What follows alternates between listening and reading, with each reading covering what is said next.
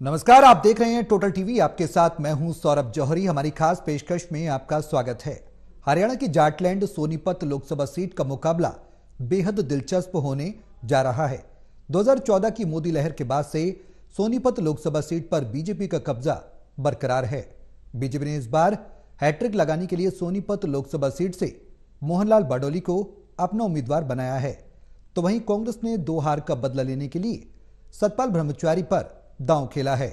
वहीं जेजेपी भूपेंद्र मलिक और इनेलो अनूप सिंह को लेकर मैदान में हैं। सोनीपत के समीकरण साधने में उम्मीदवारों के पसीने छूट रहे हैं। किसी को सांसद के एंटी इनकम्बेंसी का नुकसान बताया जा रहा है, तो किसी को क्षेत्र में सक्रिय न होना भारी पड़ रहा है। कुछ वोटर्स सबक सिखाने के मूड में भी उम्मीदवारों को नजर आ रहे हैं।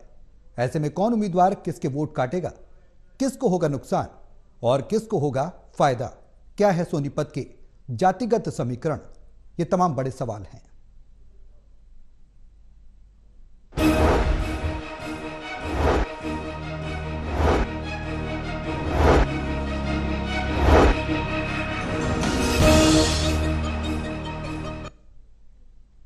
तो सोनीपत में मुकाबला बेहद दिलचस्प होता हुआ नजर आ रहा है। सोनीपत का अपना इतिहास भी रहा है और हर बार जाट वोटर्स इसमें निर्णायक भूमिका निभाते रहे हैं। सवाल यह है कि इस बार किसका वोट कटेगा और किसको वोटों का फायदा मिलेगा, ध्रुवीकरण कैसे होगा। कांग्रेस, बीजेपी, एनएल और जेजेपी तमाम उम्मीदवार मैदान में हैं। सियासी लड़ाई बेहद दिलचस्प होती जा रही है। तमाम सवाल हैं जिनके जवाब तलाशने की कोशिश करेंगे, लेकिन उससे पहले अपने सहयोगियों का तारुफ में आपसे करा दूं। हिसार से एसोसिएट एडिटर है डॉक्टर महेश कुमार हमारे साथ, पानीपत से एसोसिएट एडिटर है देवेंद्र कथुरिया और वरिष्ठ पत्रकार वीरेंद्र सोनी जी हमारे साथ चर्चा में जुड़े हुए हैं। आप सभी के साथ मैं चर्चा को आगे बढ़ाऊंगा, लेकिन उससे पहले एक रिपोर्ट दिखाते हैं। रिपोर्ट देखिए, फिर करेंगे चर्चा की शुरुआत। टिकट की लड़ाई जीते और दावेदार से उम्मीदवार बने नेताजी अब नामांकन भरने की तैयारी और साथ ही शक्ति प्रदर्शन पर अपना पूरा जोर लगा रहे हैं। आज बात करते हैं सोनीपत लोकसभा क्षेत्र की। सोनीपत में बीजेपी उम्मीदवार मोहनलाल बड़ोली यहां सबसे पहले टिकट पाने वाले उम्मीदवार हैं। वो अभी जिले की राई विधानसभा सीट से बीजेपी के विधायक हैं। करीब 34 साल पहले मोहनलाल बड़ोली बीजेपी से जुड़े थे। बड़ोली पार्टी के जिला अध्यक्ष, प्रदेश महामंत्री भी बने। अब मुख्य मुकाबले में होने के बावजूद उन्हें पिछले 2 बार के बीजेपी सांसद रहे रमेश कौशिक की एंटी इनकम्बेंसी से जूझना पड़ रहा है। गांव हो या शहर, नाराज लोगों का उन्हें सामना करना पड़ रहा है। सिर्फ जीटी रोड ही हरियाणा नहीं है, सिर्फ जीटी रोड हरियाणा नहीं है। यहाँ हरियाणा में गांव में सड़कें नहीं है, पर्याप्त सुविधाएं नहीं है किसानों के लिए। शराब के ठेके शोरूम जैसा खोल दिया है।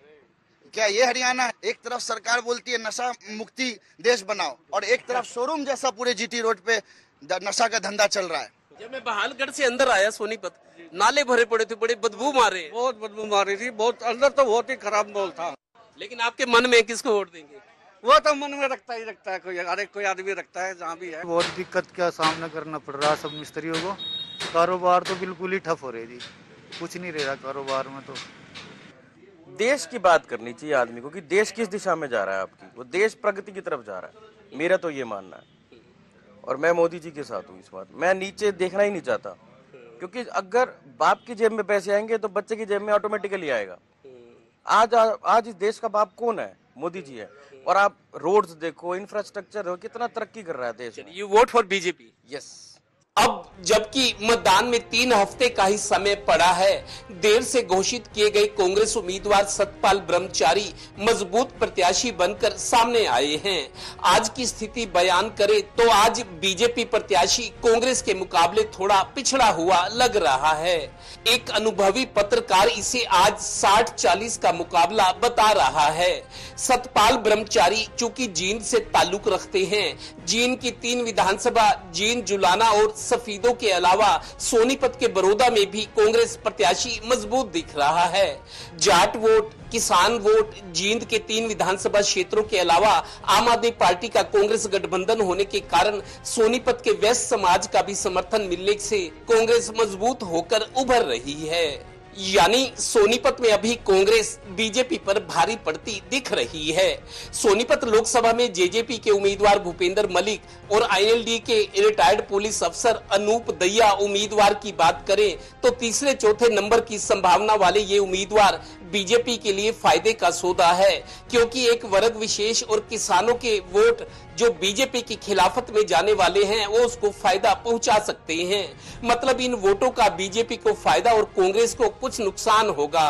कुल मिलाकर देश की राजधानी दिल्ली से सटी सोनीपत लोकसभा में वोटर्स किसी को मजा चखाने तो किसी को जिताने की ताल ठोक रहे हैं। तो कमाई के लिए जा रहे हैं ना जी, अपने यहाँ पे रोजगार नहीं है, रोजगार के चक्कर में विदेश जा रहे हैं लोग बाग। जब तक नहीं कमाएगा तब तक कौन अपनी लड़की को शादी करवाएगा। अपनी लड़की की रोजगार बहुत जरूरी है आदमी के लिए। सबसे सोनीपत के नजदीक गांव फाजिलपुर है, इसमें आज तक एक पैसा नहीं दिया एमपी ने। कहाँ गया बजट बताओ? कभी आपका आमने सामने में मिले नहीं, कभी बात पूछी नहीं? गाँव में ही नहीं आया आज तक, 10 साल हो गए। पार्टी ने टिकट काट के ठीक काम करे उसका। अरे वो पार्टी जानेगी, हमें क्या पता आप ठीक करा ना करा, हमारे लिए तो गलत है, हम क्या करेंगे, हमारे को क्या मिला है। गौरतलब है कि 9 विधानसभा क्षेत्रों की करीब 18 लाख वोटर्स वाली सोनीपत लोकसभा में पिछली 2 बार बीजेपी के सांसद रमेश कौशिक रहे हैं। उससे पहले कांग्रेस राज में आईएनएलडी के जितेंद्र मलिक चुनाव जीते थे। उससे पहले 2 बार बीजेपी के सांसद किशन सिंह सांगवान थे। यानी जाटों और ब्राह्मणों के प्रभाव वाली ये सीट इस बार क्या रंग दिखाती है, हम सब देखेंगे जल्द। सहयोगी श्रीनिवास के साथ देवेंद्र कथोरिया, टोटल न्यूज, सोनीपत लोकसभा।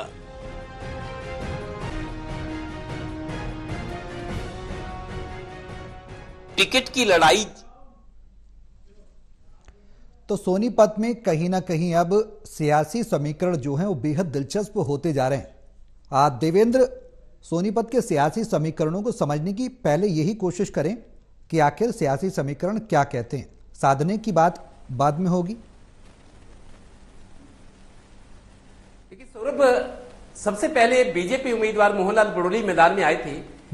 13 मार्च को जो टिकटें 6 घोषित की थी बीजेपी ने, उसके बाद होली के एक दिन पहले मेरे को याद है 23 मार्च को जो 4 टिकट बीजेपी की आई थी उसमें सोनीपत भी थी। तो मोहनलाल बड़ोली कांग्रेस उम्मीदवार से 1 महीने से भी ज्यादा समय पहले वो उम्मीदवार घोषित हुए थे।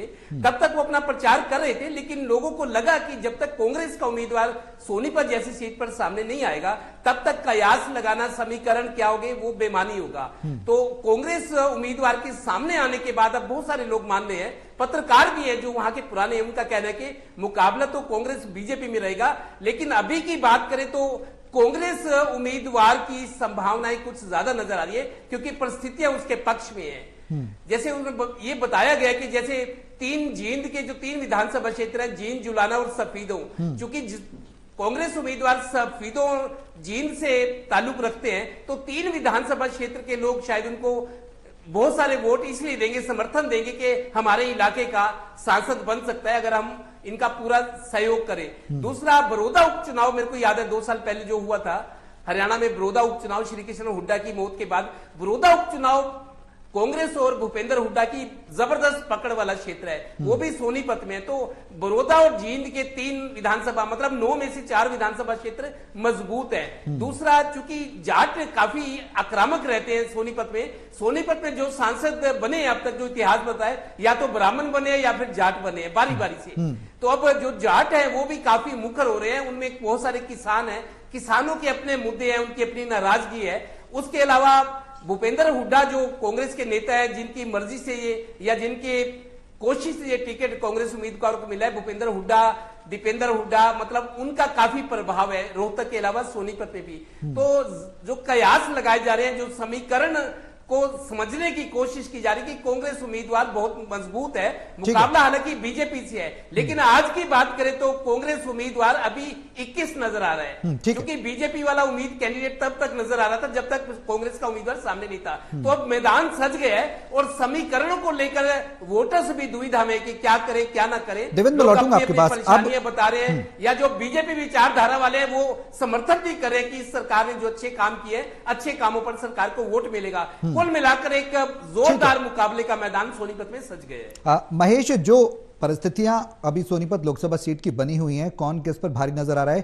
देवेंद्र बता रहे हैं कि कांग्रेस की उम्मीदवारी और दावेदारी ज्यादा नजर आ रही है। अगर वोटिंग पैटर्न की बात करें, समीकरणों की बात करें, तो वो किस तरीके से सेट होते हैं सोनीपत की लोकसभा सीट पर, वो आपसे जानना चाहेंगे।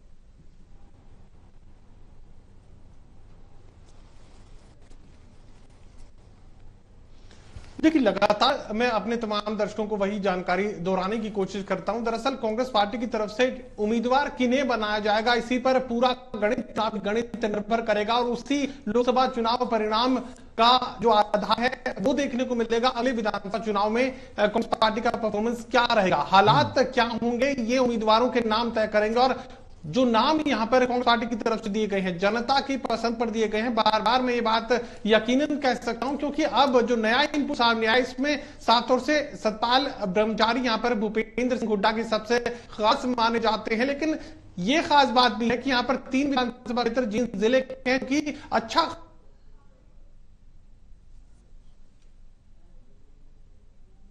ठीक है,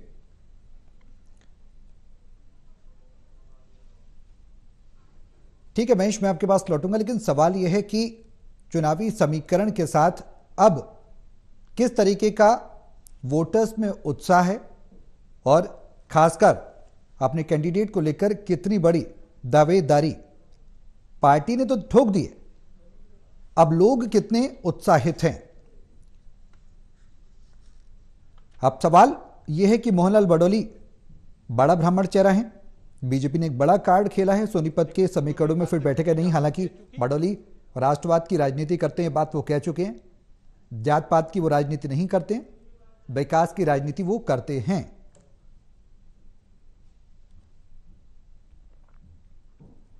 तो सोनीपत के समीकरणों ने कहीं ना कहीं सिर्फ जो ब्राह्मण वोट का आप जिक्र कर रहे हैं आप, लेकिन कई इक्वेशन यहां पर बनते हुए नजर आ रहे हैं। ठीक है महेश, इस बीच सवाल कई है, सवाल यह है कि दावेदारी ठोकी गई है, अब मजबूती किसकी कितनी होगी, जनता कितना भरोसा जताएगी। मैं लौटूंगा महेश आपके पास। वीरेन जी, जो समीकरण सोनीपत सीट पर देखने को मिल रहे हैं, बाहरी कैंडिडेट का एक इतिहास रहा है कि सोनीपत की जनता अपनाती नहीं है, जाट वोटर्स 1/3 रहता है, 1/3 पिछड़ा वर्ग से है, 1/3 वोटर्स में बनिया, ब्राह्मण, पंजाबी, सिख, मुस्लिम, अनुसूचित जाति के लोग भी आ जाते हैं। अगर देखा जाए समीकरण को, तो दावेदारी क्या रहेगी, क्योंकि जाट वोटर्स के बारे में यह कहा जाता है कि वो निर्णायक भूमिका निभाते हैं।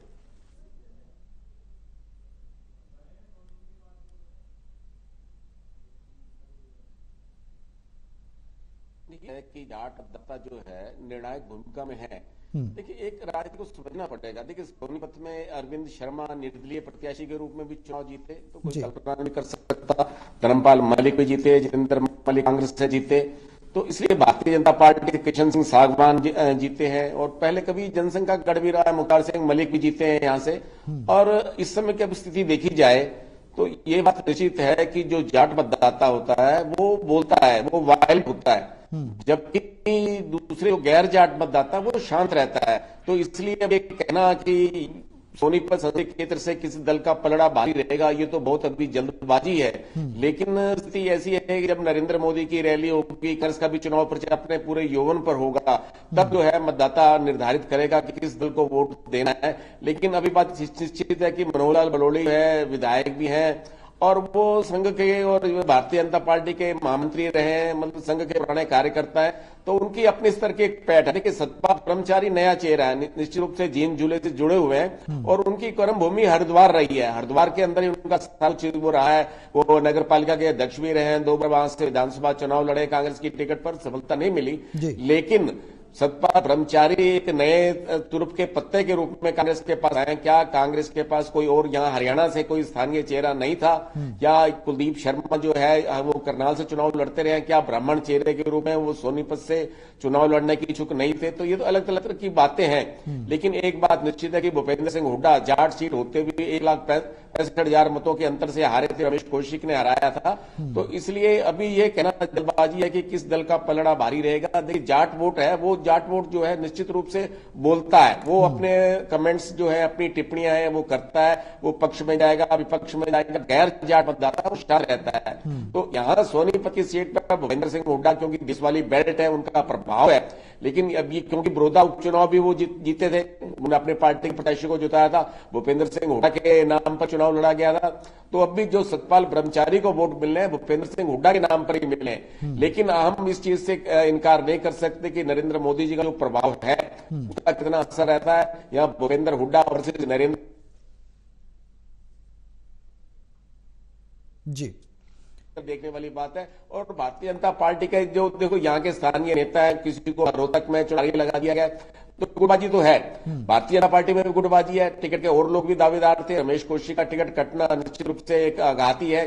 तो लेकिन बरौली जो है ब्राह्मण चेहरे के रूप में ही पार्टी ने उन पर दाव खेला है, तो ब्राह्मणों को टिकट दी है। अरविंद शर्मा और मोहनलाल बडोली को टिकट दी है। तो इसलिए अब मोहनलाल बडोली पहली बार लोकसभा का चुनाव लड़ रहे हैं, कितना प्रभावी हो सकते हैं, उनके विधायक के रूप में उनके कार्यकाल को जनता कैसा पसंद करती है। और जो रमेश कौशिक के खिलाफ का वातावरण था, लोगों को जिस तरह की आपने रिपोर्ट में दिखाए थे कि वहां के लोगों में कुछ ना कुछ रोष है, कुछ स्थानीय रहते हैं, तो ये वो कितना प्रभावी रहेगा ये तो अब समझ आएगा। लेकिन अभी तक इस दावे के साथ कहा जा सकता है कौन सा प्रत्याशी बाकी रहेगा, जो दोनों के साथ पक्ष विपक्ष जुड़े हुए हैं। अगर मोहनलाल बडोली के पक्ष में कुछ बात नहीं जाती है तो विपक्ष में सतपाल ब्रह्मचारी जो उनका हरियाणा से कोई विशेष लगाव नहीं रहा क्योंकि वो उत्तरांचल में ही रहे, तो अब वो क्या स्थिति में करते हैं, हरियाणा की जनता, सोनीपत की जनता उनको किस रूप में स्वीकार करती है, ये समय बताएगा। हाँ वीरेंद्र जी, जो मौजूदा स्थिति है उसमें कहीं ना कहीं दावेदारी बड़ी बड़ी ठोकी गई है, जनता किस रुख बैठेगी ये भी बड़ा सवाल है। लेकिन कहीं ना कहीं वोटर्स में नाराजगी भी देखने को मिल रही है। लोग नाराज हैं अपने प्रतिनिधियों से और उम्मीदवारों से, उनका विरोध भी कर रहे हैं। उस विरोध का नुकसान नफा किस तरीके से देख रहे हैं?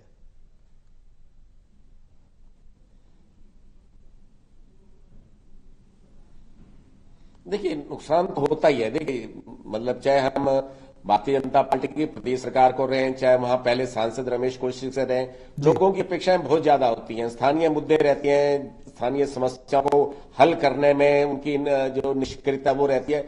सुशासन का मुद्दा तो रहा है, लेकिन सुशासन हुआ कहां? जो भ्रष्टाचार है, प्रदेश सरकार के खिलाफ जो रोष है, निश्चित रूप से मतदाताओं में है। लेकिन ये केंद्र का चुनाव है, राष्ट्रीय मुद्दों का चुनाव है। अगर कांग्रेस जो है इस चुनाव को स्थानीय मुद्दों की ओर मोड़ने में सफल हो जाती है तो कांग्रेस को लाभ होगा। भारतीय जनता पार्टी मोदी के चेहरे पे नाम पर चुनाव लड़ेगी। राष्ट्रीय उपलब्धियां हैं, जो केंद्र सरकार की उपलब्धियां हैं, उसको गिनाने का प्रयास करेंगे। देखिए मनोहर लाल जी हो या नैब सिंह सैनी, वो राज्य सरकार की उपलब्धियां भी गिना रहे हैं, लेकिन उन उपलब्धियों को जनता कितना स्वीकार करती है, जनता कितना विश्वास करती है, ये मतदाताओं पर निर्भर करेगा। देखिए जाट मतदाताओं में सरकार के खिलाफ रोष है, उससे कई राजनीतिक कारण भी हो सकते हैं। तो इसलिए ये भारतीय जनता पार्टी के लिए कितना नुकसानदेह होगा ये तो समय बताएगा। लेकिन कुछ ऐसे लोग भी हैं जो गैर जाट हैं, जो भारतीय जनता पार्टी को पसंद करते हैं, उनको लगता है कि नरेंद्र मोदी ही दोबारा आना चाहिए। और ये भारतीय जनता पार्टी में अब तीसरी बार लगातार प्रत्याशी जीतता है या नहीं जीतता ये तो समय बताएगा। लेकिन एक बात है कि भारतीय जनता पार्टी के पक्ष में शहरों में माहौल दिखाई देता है, लेकिन ग्रामीण में उतना ही जो विरोध का माहौल दिखाई देता है। लेकिन ये चुनाव के समय तक क्या स्थिति खुलेगी, क्या पासा भारतीय जनता पार्टी फेंकेगी। भारतीय जनता पार्टी को मालूम है कुछ कार्यकर्ताओं में भी नाराजगी है,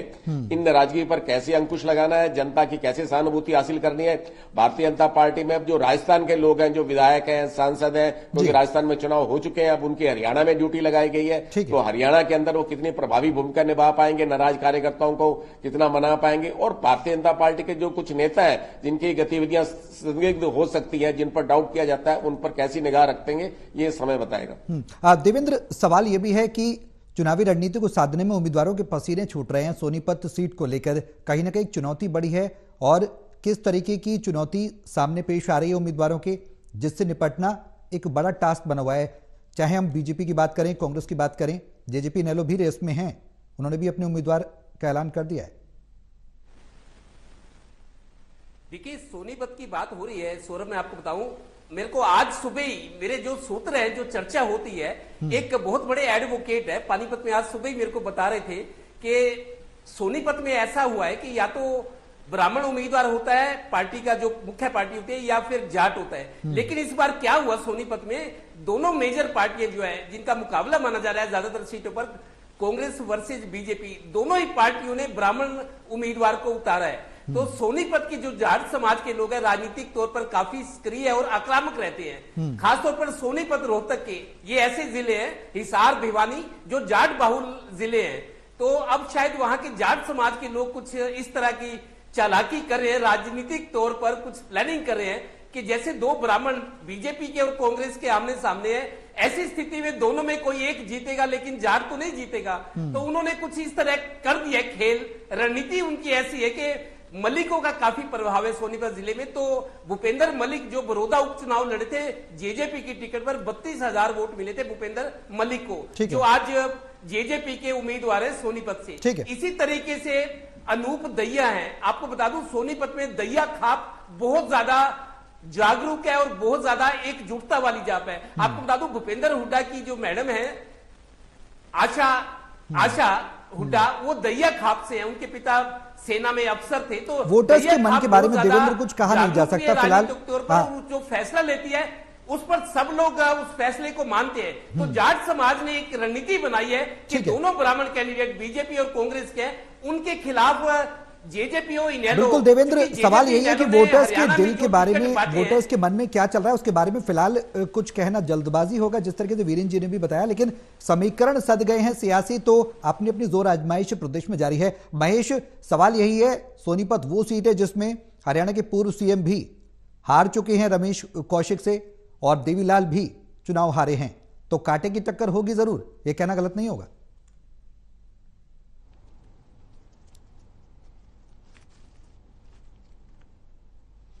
देखिए बिल्कुल मुझे लगता है कि यहां पर जाट उम्मीदवार उतारा जाए, चाहे किसी खाप या किसी गोत्र से जुड़ा कोई उम्मीदवार उतार लिया जाए। लेकिन मुख्य तौर पर यह माना जाता है कि जाट जो है हरियाणा प्रदेश में हाल फिलहाल भूपेंद्र सिंह हुड्डा से दूर नहीं है। और अगर भूपेंद्र सिंह हुड्डा सोनीपत लोकसभा क्षेत्र में अगर कांग्रेस पार्टी के उम्मीदवार यानी सतपाल ब्रह्मचारी के साथ खड़े हैं, तो ब्राह्मण वोट और खासकर जो हिंदू धर्म में आस्था रखने वाले लोग हैं उन वोटों को तो सतपाल ब्रह्मचारी खींचेंगे ही।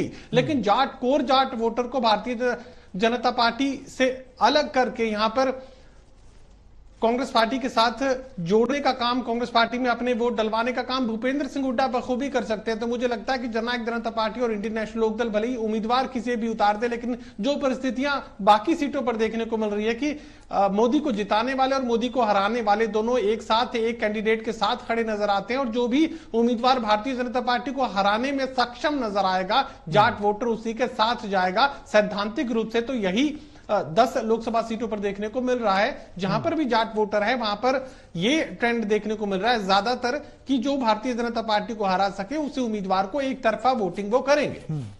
ठीक है वीरेंद्र जी, लास्ट कमेंट में आपसे लेना चाहूंगा। रण सज चुका है, उम्मीदवार मैदान में है। पूर्व मुख्यमंत्री हरियाणा के मनोहर लाल कह रहे थे कि जब तक विपक्ष के उम्मीदवार नहीं आते हैं तब तक मजा नहीं आता। अब फाइट टफ होगी सोनीपत में, इसमें कहने में कोई गुरेज नहीं है, न सिर्फ सोनीपत में बल्कि और लोकसभा सीटों में भी।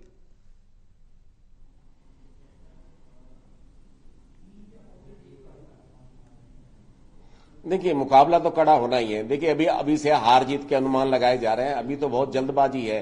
देखिए सोनीपत के अंदर जो बात है, देखिए सतपाल ब्रह्मचारी जी का यहाँ कुछ दाव पर नहीं है। ये सब कुछ दाव पर है तो भूपेंद्र सिंह हुड्डा का है, क्योंकि देखिए देश वाली बेल्ट है, देश वाली बेल्ट में ही हुड्डा का प्रभाव है। अगर रोहतक के बाद सोनीपत उनके लिए सबसे महत्वपूर्ण है। भूपेंद्र सिंह हुड्डा खुद तो नहीं जीत सके थे, इस बार वो अपनी हार का बदला सतपाल ब्रह्मचारी के माध्यम से लेने में सफल हो पाते या नहीं हो पाते ये तो समय बताएगा। लेकिन भारतीय जनता पार्टी भी पूरी चुनौती के साथ जो है मैदान में इसका मुकाबला करेगी। और भारतीय जनता पार्टी क्योंकि 2 बार रमेश कौशिक लगातार जीतते आए हैं, तो इसलिए भारतीय जनता पार्टी के लिए हैट्रिक लगाने का मौका है। लेकिन ये बात है कि शहरी मतदाताओं में भारतीय जनता पार्टी अपनी पकड़ को कितना कायम रख पाती है, ग्रामीण मतदाताओं को कैसे प्रभावित करने में सफल हो पाती है, क्योंकि ग्रामीण मतदाताओं में रोष है, उस रोष को कैसे समाप्त करेगी, ये भारतीय जनता पार्टी की चुनौती है। तो कांग्रेस के लिए एक अवसर अवश्य है, लेकिन अवसर तभी होगा जब वो भारतीय जनता पार्टी की विफलताओं को भुनाने का प्रयास करेगी। बिल्कुल, क्योंकि अगर ग्रामीण क्षेत्र की बात की जाए तो 3/4 ग्रामीण मतदाता हैं और शहरी क्षेत्र में कम से कम 1/4 मतदाता हैं। तो कहीं ना कहीं बड़ी भूमिका, निर्णायक भूमिका निभाएंगे। अब समीकरण किस तरीके से राजनीतिक पार्टियां साधेगी, बीजेपी किस तरीके से इसमें बेहतर खेल कर पाएगी, ये सवाल है। बहुत शुक्रिया आप सभी का हमारे साथ इस चर्चा में शामिल होने के लिए।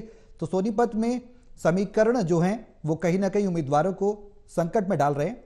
जनता किस पर भरोसा करेगी, उम्मीदवार मैदान में है, चुनावी रण में है, किसने काम किया किसने नहीं किया, जनता इन सभी चीजों पर ध्यान देगी। साथ ही नाराजगी जो है वोटर्स की वो भी आड़े आ रही है।